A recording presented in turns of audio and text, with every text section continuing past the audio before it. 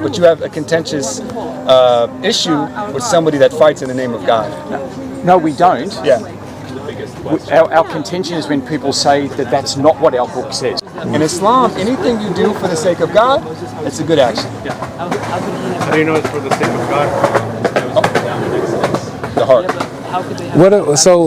What if a person sincerely tries to, they think that they're doing good for God by killing someone who doesn't agree or curses the Prophet, for example? There are 3 people that will be judged first on the day of judgment according to the Prophet Muhammad. The first is somebody that learned the Quran by heart, learned and taught the Quran, and God is going to say, why did you do this? He said, I did it for you. He said, you're a liar. You said you did it, so people would say you are knowledgeable. Take your seat in the fire. You got what you received. Take your seat in the fire. The second is somebody that died in the name of Allah. He's going to say, what did you do? He said, I fought and was killed in your name. He said, you are a liar. You did it so people said you were brave. Take your seat into the fire. So third, I think, is for somebody charitable. So what about that person, that martyr you talked about? What if that person is sincere? Like God judges that person is sincere. He went, fought somebody who he heard cursing Muhammad or whatever, slandering him and stuff like that, got into a fight with that person, ended up dying and killing that person. That I've heard of any authority figure says you could kill somebody for cursing Muhammad. I don't think that's a different than somebody that's fighting for justice or something like that. So that goes back to his question, what determines what is an act for God? Because if this person is saying I'm doing this for God sincerely. The Prophet Muhammad. So first it's got to be something that aligns with what God said, because God said, Al-yawma akmaltu lakum dinakum wa atmamtu alaykum ni'mati wa raditu lakum al-islam dinan. This day I have perfected for you religion, completed my favor upon you, and chosen Islam as your way of life. It's a complete way of life. All the answers are already in it. And so anytime we want to see if this is a good thing or a bad thing, we look at the Quran, we look at the actions and the behavior of the Prophet Muhammad. Okay. So a martyr can fit into that category. Absolutely, a martyr can. And I think the Bible would say that as well. So that's what I was asking. So the martyr who sincerely hears someone slandering the Prophet, right, goes to try and act to protect the reputation of Muhammad and fight for Allah, gets into a fight with this person, ends up dying and killing this person, yes, but for the sake of Allah, for his convictions. I would say Allahu Ta'ala Alam means God knows best, because people have rights. Just because somebody offends you doesn't mean you have a right to kill them, which is different than fighting somebody who's fighting you. Because the Quran really says fight those who fight you, not fight those who just... Sorry, Surah 9 verse 29 does not say that. Huh? Surah 9 verse 29 says fight those who believe not in God or the last day, and the reason it gives is because of what they believe, and that's how it's used throughout. Because of what they believe? Yeah. So it's not in self-defense. Hey, I mean, sorry, we've got to be honest. The Islamic Empire spreads across North Africa up the Silk Road. You can't say that's all in self-defense. That's offensive empire-building warfare, just as other empires did. So I'm not denying that only because in the Bible it says that for the, I don't know if it was the Hebrews to go in and kill everybody, don't even leave cattle. So we know that God sanctions the murder, the killing of some people. Maybe we wouldn't call it murder. Well, the difference is it was judgment on them for the sin that they committed and attacking Israel. In this situation, it's worldwide forever. It's worldwide forever. Yeah, so this was with the Amalekites, it was specific to that time, to that nation, while this is continuing. Telling somebody to kill somebody in the name of God might be legitimate. It might be, because it's been done before. As far as Surah At-Tawbah, which is Surah 9, the context is for 13 years the Muslims were persecuted and they didn't fight back. They fled to Yathrib. Persecuted by who? Persecuted by the Meccans. Okay, so Muhammad is from Mecca. No, I understand that. That was important, because the verse that he brought up is not talking about the Meccans. That's what you think. No, it says among the people of the book. It says of the people of the book. First he said it means everybody. Now you're saying of the people of the book. I think you're referring to the jizya. No, so the context that the verse 20, no, Surah 9 verse 29, the one he brought up, fight those who do not believe in Allah, not the last day, and yada yada yada, until they pay the jizya from the people of the book. That's what I said. Yeah, but that's included, but it's talking about the people of the book, the Jews and Christians. Yes. So this is the Jews and the Christians were given a special status to be able to pay the jizya. Right. They had the yes. So but they still had to fight. Either they pay this jizya or they fought and it's all because of what they believe. Yeah. It's not because they're fighting Muhammad. not because they're fighting Islam. It's because of what they believe. Kind of wrong at that time is because there was those religious factions fighting the Muslims at that time as well. But not the Jews and Christians. No, I'm saying there was, because there was, the Christians weren't as combative as the Jews at that time in that region, but there was Jewish tribes that had battles with the Muslims in the life of Muhammad. So what about the Christians? And so the point is this, and I'm trying to say the context, and I think most Islamic scholars who have authority in this area would say that it's referring to after 13 years of not fighting back, that you will be allowed to fight these groups of people. And so just how you said earlier, you can't nitpick one verse because the Quran explains the Quran and the Bible explains the Bible, same thing.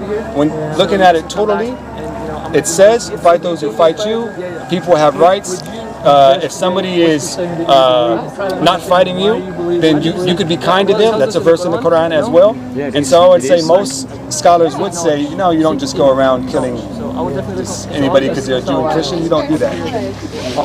I guess in that case, it gets beyond what we can just do here. That's all. That you need to go and look at the books of Sharia and because the Quran revolves around Muhammad's life as well. There's abrogation. So things, at first he's saying don't fight, then there's fight in Surah 8 in self-defense, and then it's fight worldwide. I mean, that's how it becomes a worldwide empire. So there is that revolving around Muhammad's life. It got abrogated. With this whole entire, I guess we would say premise, maybe the right word, because we're Americans, and you would say that maybe fighting for capitalism is good, but maybe on the other hand, you would say fighting for creating a system where people could actually worship God is bad. And I would have a problem with that, because you're willing to fight and spend your money so people could fight and kill communists and kill these other political systems that really don't have anything to do with God, but you have a contentious issue with somebody that fights in the name of God. No, we don't. Yeah. Our contention is when people say that that's not what our book says. Right? And I'm saying it does not say that you could just go fight and kill somebody, like just anybody. It does not say that. Well, that's where we disagree. Because when you look at the verse, fight those who do not believe in Allah, nor the last day, yada yada yada, from the people of the book until they pay the jizya. So the people are being fought because of what they believe and their lack of belief in Islam. They're being fought for that. And if you look at the tafsirs and the rulings and the scholars, what they say, they give the context of what this was happening. It was after Muhammad conquered Arabia, and then he pointed his attention to the Christians. And so it was offensive, not defensive. Yes, and I already established that everybody would agree that there's some beliefs that are worth fighting for. And so I'm not even now going to this, but just going to the premise that somebody's wrong for fighting for their beliefs, assuming that that's true, when it happens every single day. What's your name?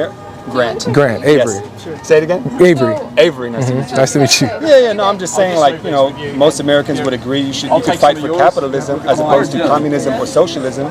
But battle and yes. Okay, so let me get this straight. So I'm not saying I agree with that, but most Americans. Okay. So there's the difference between fighting for something, right? Like when you're fighting for something, there's an opposing. There's an opposition, right? So you can defend your position and fight for it in that sense. However, is that the Muslims have to be in a position where they can do this. There has to be a caliphate, and they can do it. They can send out the order. Let's fight those who don't believe. So if there's no caliphate today, if that's the case, if what you're saying is true, then why are Muslims fighting, even if it's unjust? Well, yeah. So there's no caliphate today. Right. So you're right. Yeah. So that's what stopped. I guess there's no army right now. You have these factions, but there's no all-together army moving as one to go and start, doing what they're doing, taking over, fighting those, and establishing Sharia, right? That has to be done with a caliphate is there, a leader. Christianity was established in the size that it is today. Didn't somebody fight and kill over Christianity? So there were crusades and stuff like that, but even before that, that's not when Christianity got big at. Yeah, well, Christianity got big off of witness. It wasn't fighting at first. No, it was through Constantine. How did he do it? He had a dream, and he said, "I had a dream that said fight for this." But wait, how did it get to Constantine in the first place? Probably the messages of Paul. Exactly. Yes. So you have the early Christians did not spread by the sword, but they spread by the gospel. How many was there? It grew. At first, Up to that point, how many was it? what do you mean? Like during Constantine? About Constantine's, how many Christians were there? Well, so by Constantine's time, the empire was mostly Christian. They were. It was transforming at that time. Yeah. So you have big numbers of Christianity now. Constantine's time, you have a big group of Christians now, where as opposed to that, started off with 12, grew. Now Constantine, it spread. At what point did it become a world power? I don't know. Through Constantine, through the sword. I don't know. I gotta look at that. I gotta look that up. Right. But what I'm saying, so let's take this for example. The only reason I say that is if you condemn what you're condemning now, you would have to condemn that as well. Of course, if I'm consistent, because so this is my position and the biblical position. You cannot spread your faith by the sword. You cannot fight people because they disbelieve what you believe. Yes. That's according to our scripture. So if there's people, to the Old Testament, but continue. no, so we can break this down. Right. So when it comes to what Jesus taught, spread the message, spread the gospel, put down your sword, right? You can defend yourself if you need to, if necessary, but don't go out cutting people's ear off. I had to put them back like Peter did. So when it came to the message of the gospel, it's you are witnesses of this. Spread it to all nations. That's it, not with the sword. And that's how it was done. Now, if there's Christians, right, who come later on and start spreading by the sword, I condemn that because that goes against the scripture. That's my position. Now, and my critique against Islam is consistent because it's in the scripture. You feel me? It's in the Quran and the Hadiths and what the scholars teach. That fighting is in. So fighting is a bad thing. Overall, you cannot fight. No. Kill. No, my thing is fighting people for their lack of belief and imposing your religion on them. That right there. There's two different things because I don't even think most people who are against Islam would claim that they impose their religion on anybody. Because you admitted that they would just have to pay the jizya. And when they paid the jizya... It's imposed on them. No. When they paid the jizya, they were allowed to practice their own religion. But for example, the jizya is every Muslim has to pay a tax. Yeah. It's called zakat. Mm-hmm. The non-Muslim under jizya does not pay that tax because it's an act of worship for Muslims. That's why they pay the jizya. Yeah.